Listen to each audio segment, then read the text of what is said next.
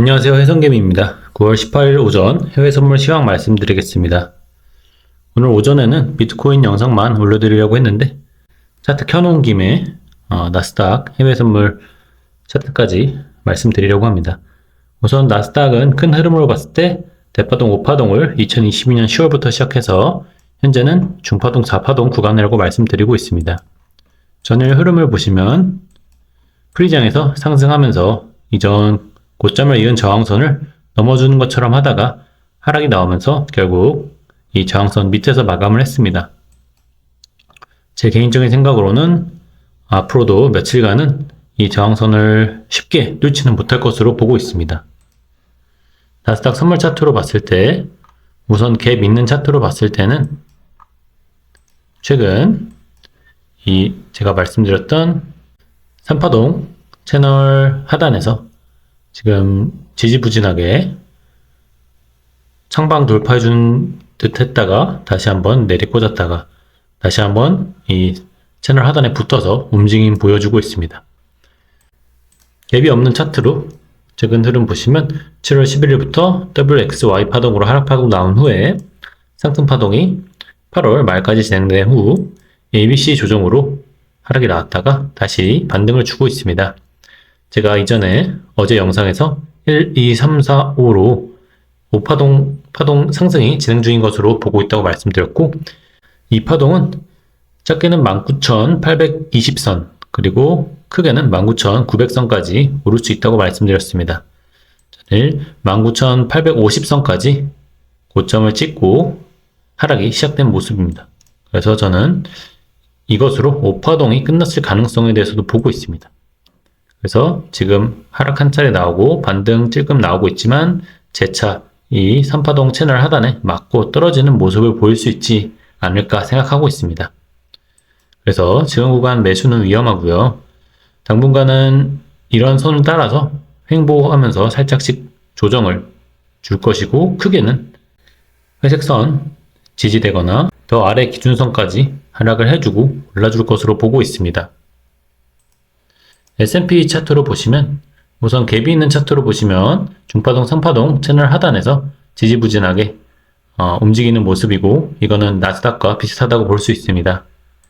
갭이 없는 차트로 보시면 이전 7월 중순부터 WXY 파동으로 하락 나온 후에 상승 나왔다가 다시 ABC 조정 주고 다시 한번 상승하면서 이전 고점을 이은 저항선을 계속 뚫어주려는 모습 보이고 있습니다. 이 고점에 이은 저항선을 여러 번 수차례 돌파해주는 시도를 보였기 때문에 사실 FOMC와 5월 후반의 계절성만 아니라면 상방 돌파해줄 것으로 이제 분석을 할 수 있겠는데 지금 FOMC도 있고 9월 셋째 주, 넷째 주에 계절성이 안 좋은 만큼 이번에 뚫어주기보다 한 번 더 저항받고 그 다음에 뚫어줄 것으로 생각하는 것이 저는 합당하다고 보고 있습니다. 만약에 돌파해준다면 5,830선까지도 가줄 수 있다고 보고 있습니다. 지금 파동 카운팅을 보시면 이와 같이 러닝 플랫 조정을 주고 올라가는 것이라고 볼 수도 있고 여기서 조정이 끝났고 1, 2, 3으로 올라가는 것이라고 볼 수 있거든요. 다만 이 단기적으로 봤을 때는 S&P 또한 1, 2, 3, 4, 5로 한 파동 상승이 마무리되고 조정을 거친 후에 올라가는 것을 조금 더 합리적으로 보고 있습니다. 20년물 채권 금리 차트 보겠습니다. 20년물 채권 금리는 23년 10월 말부터 하락 파동을 시작해서 ABC 조정 겪고 있는데요. 전일 반등이 나와주면서 30년물 채권 선물은 조정이 나왔습니다. 30년물 채권 선물 차트 보시면 23년 10월부터 12월까지 대파동 1파동 진행한 후에 대파동 2파동이 올해 4월 말까지 나왔고 이후 대파동 3파동 구간에 있고 그 중에서도 3회 5파동 구간이고요.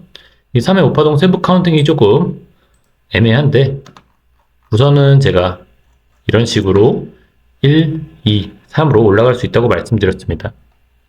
그러면서 말씀드린 게 세부 카운팅 같은 경우는 차트 흐름에 따라서 쉽게 변할 수 있으니 간단하게만 참고하시라고 말씀드렸죠. 지금 만약에 조정이 진행되면서 추가적으로 크게 내려온다면 ABC 조정으로 이 파가 여기서 끝나는 것일 수 있습니다. 그래서 그 점은 염두에 두시고 제가 이렇게 말씀드린 이유는 혹시라도 크게 하락이 나오더라도 그것은 파동이 끝난 것이 아니라 매수 기회라고 말씀을 드리는 것입니다. 그래서 지금은 조정이 어느 정도 나왔지만 매수를 보기보다는 조금 더 바로 올라가 주는지 추가 하락이 나오는지 관망을 할 필요가 있는 시기라고 보고 있고요.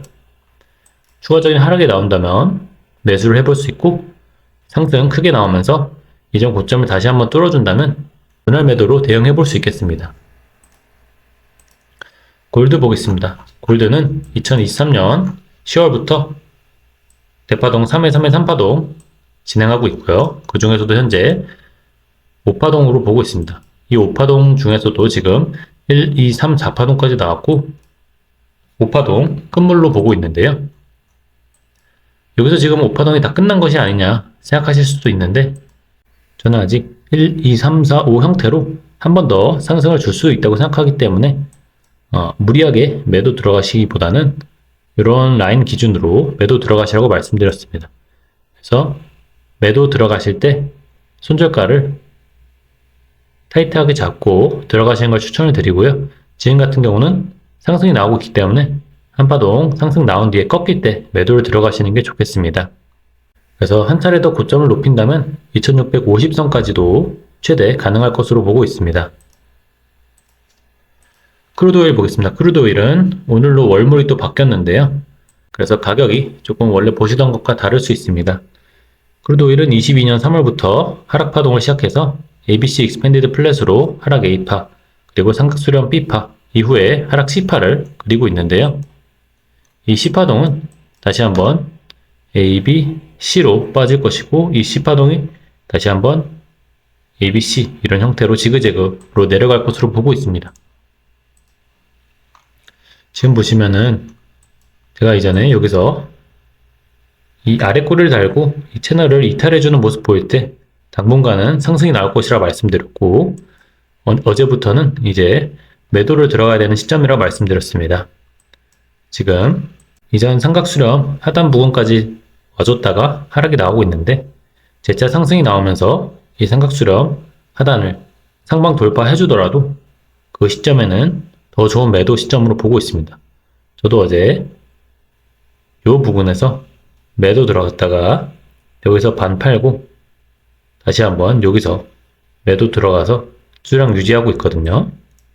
그래서 저는 어느 정도 하락 나와서 이런 채널 하단에 닿으면은 분할 익절 진행하고 또 다시 올라주면 다시 매도하고 이런 식으로 계속 매매를 진행할 예정입니다. 유로 차트 보겠습니다. 유로는 2022년 10월부터 2023년 7월까지 대파동 1파동, 이후 24년 4월 중순까지 대파동 2파동 나온 후에 현재는 대파동 3파동 구간으로 보고 있고 그 중에서도 3회 3파동을 진행하고 있으며 그 중에서도 5파동, 따라서 지금 3회 3회 5파동으로 보고 있습니다. 최근 흐름을 보시면 이 고점을 이은 저항선을 비비다가 잠깐 상승 나와줬을 때 제가 상승 나오더라도 재차 하락하면서 추가적인 횡보를 주고 올라갈 수 있다고 말씀드렸습니다. 그래서 전일 제가 말씀드린 대로 하락이 크게 나오면서 다시 한번 요 구간 횡보를 하다가 재차 올라주고 있는 모습인데요. 어제처럼 똑같이 다시 한번 하락 나오고 다시 한번 저항선 지지되는 거 테스트한 후에 올라줄 수도 있습니다. 바로 올라줄 수도 있지만 그런 가능성은 고려하셔야 되고요. 그래서 어제 이 구간에서는 추가 매수 가능한 구간이긴 했습니다만 이제 또 불안해서 사기 어려울 수는 있었죠. 지금은 이미 상승이 어느 정도 나와줬기 때문에 매수하기엔 부담스러운 구간이긴 합니다만 만약에 다시 한번 조정을 준다면 그때 매수 들어가면 좋은 결과를 거두실 수 있을 거라 생각합니다. 저는 그래서 3회 3회 5파동이 아직 끝나지 않았고 한 1.13까지는 올라줄 것으로 보고 있습니다. N 차트 보겠습니다. N은 이전까지 우하향 해오다가 7월 중순부터 8월 초까지 상승 1파동, 이후 런닝 플랫으로 9월 초까지 2파동 조정을 겪은 후에 현재 3파동이 나오고 있는 것으로 보고 있고요. 제가 전일 세부 카운팅으로 1, 2, 3으로 올라갈 수 있다고 말씀드렸는데 지금 하락이 이렇게 크게 나온 거 보면은 이렇게 옮겨볼 수도 있습니다. 그리고 또 더 하락이 나온다면 이런 식으로 조정을 해볼 수 있고 어쨌든 지금 세부 카운팅은 조금 불확실하나 엔각 같은 경우는 크게 하락이 나온다면 오히려 매수 기회로 삼는 것이 좋겠습니다. 지금 장기 차트로 보시면은 확실히 이전과는 좀 다른 상승을 보이고 있다는 걸 보실 수 있을 겁니다. 다만 하락이 나온다면 이 241선까지는 충분히 하락 주고 나서 올라갈 수도 있기 때문에 섣부른 매수보다는 충분히 하락 났을 때 매수하시는 걸 추천드립니다. 이것으로 오늘 오전 해외 선물 영상 마치도록 하겠습니다. 나스닥 흐름 같은 경우에 특별한 움직임이 있지는 않는 한 저녁에 제가 다시 올려드릴 필요는 없을 것 같은데 혹시 좀 FOMC 전에 방향이 정해진 것 같은 느낌이 들면은 올려드릴 수 있도록 하겠습니다. 시청해주셔서 감사합니다.